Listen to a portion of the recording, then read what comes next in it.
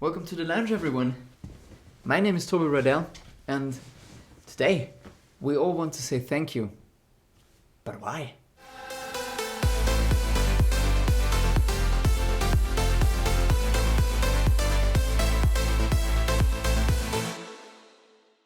It is always easy for us to get caught up in everyday business. But once in a while, we have to sit down and be thankful. But what should we be thankful for? I can only think about what my parents would say. Something like, we, as people living in industrialized countries, are quite fortunate because we don't need to worry about food and water in general, safety, healthcare, insurance, reasonable money and financial market stability, and general economic growth. Yeah, great. That is what my parents would say. But I ask myself, am I really thankful for that? You see, I do not wake up in the morning and the first thing I tell myself is, man, am I happy for our insurance policies and money and financial market stability? That's not what happens. I mean, don't get me wrong. These all are great achievements, and many countries in the world would be really happy to be that far. And from the perspective of the past centuries, of course, they are all great achievements. But we kind of take them for granted, even though they are really, really great achievements. But is that what we all are thankful for? I mean, to be honest, we don't have time for that. We have our work. We need to focus on our studies maybe. The girlfriend needs attention, parents maybe too. And then my favorite show got cancelled on TV. What a terrible week. But wait, this is where so many of us get caught up in everyday business. Because if we think that these things are stressful already, and they can be, but if they already overwhelm us, what is if something really serious, something grave happens, like probably a car accident, or someone in your family has to go to the hospital, or you move to another city or an entirely new country. These are the real challenges. But with this attitude, you have everyday stress, which in extreme situations combines itself with the real situations, and in between, there's probably so few room left for you to tell yourself which great days you had in between. Because everyday life is stressful and annoying, and the real deals are even more stressful and probably even more annoying. When I thought about today's video, I faced a little dilemma. I couldn't just say, well guys, things are good, be thankful for what you have and stuff like that, because that's not how it works. Because someone all the time out there is probably having a bad day. Someone always is in the situation of things are rough right now. So it's pretty useless just telling them or telling anyone that times are just good. So what the real message is that when there are times that are great, that you want to remember, then you need to kind of carve them into your brain so that you have them with you all the time. Be aware when you have those amazing days, those funny days, days you want to remember in a positive and uplifting way. Because in that way, you actually can recognize those great and good days when you need them. Because as you know, bad days, those you recognize so easily. And probably when you don't do this, if you don't tell yourself actively when you have great days, then you might ask yourself in a few months or years, where have all my great days been? Was it only stressful? Have I only studied for a degree blindly without doing anything fun left and right? Was I only so tunnel visioned on this one thing that I didn't really focus on what was fun for me. A really good way to determine exactly that is, and I like to do that myself, to ask myself, do I still look at those photographs that I've taken years and years ago? Do I still look at them? Do I still relive those moments and enjoy them? Because I have so many photos on my devices all over the place. Do I still look at them? Another great way of doing this whole photo thing is sharing those moments and those happy and great days with the people who were with you when those photos were taken.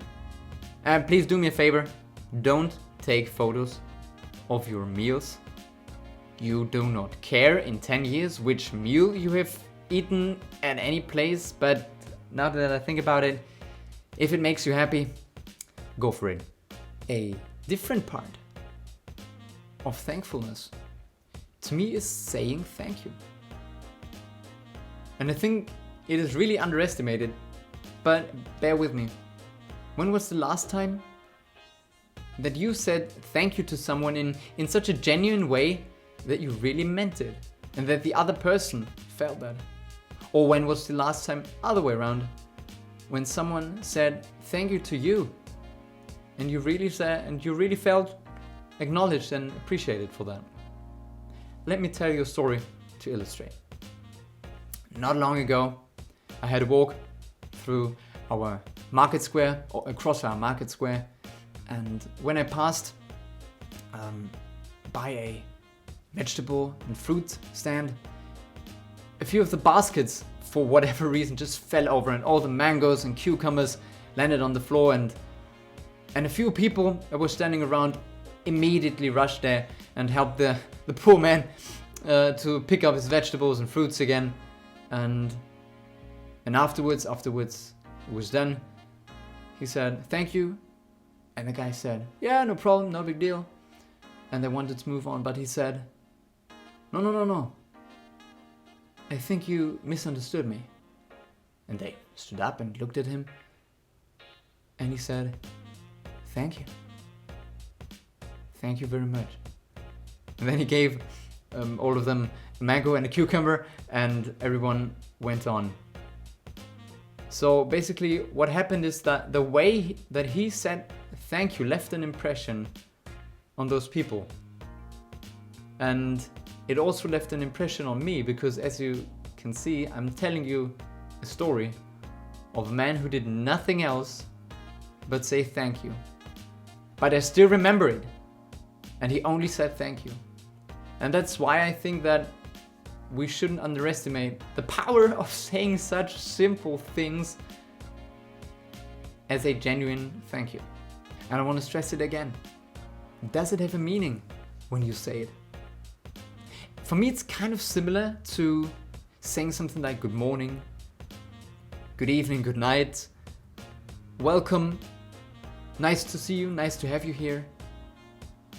Because when you have a guest, you can make them feel welcome when they come to you. Don't only let them hear the welcome, let them feel it, let them feel welcome. It's so great that I have you here, that you have come to my place today. There's quite a difference, and without you saying much, you can already make someone feel different. And that's the power of putting a little bit of meaning into such easy and easily forgotten little phrases. And this way of saying thank you, or this way of appreciating something, personal story there, which what always bothered me when I was, for example, in Britain, in London. This is the case, for example. When you've been there, you know that every single time when you're in a restaurant and you get the bill, the tips, so the money, the extra money you can give to your waiter, is mandatory. It's already on your bill with a certain percentage, 10 or 15% or something along those lines. And I always hated that. Because here where I live, we give money, like extra money and tips, to the waiter when we liked the service, when the food was good, and when we exceptionally liked their kindness, for example, then we are happy to give tips. But the way of making this mandatory, or forcing me to do that, takes away all the possibility of showing my appreciation for the job the waiter did. And I really think that's a pity. That's not good. I rather prefer the way that we have it, that I'm used to, that I can decide whether I want to tip my waiter or not. Because in London, if you want to tip over this, exceptionally over the amount that you are already charged, that is pricey. And London is not a cheap place to live or to spend money. With that being said, I hope you liked today's video. If you liked it, you can give it a thumbs up. And if you had your own experiences with this topic of thank you and whatnot, you know where to write them, and I'm happy to read them. New videos, by the way, as you know, every 2 weeks on Monday. My name is Toby Roydell. I'm so glad you joined me today, and I hope to see you again next time here in my lounge.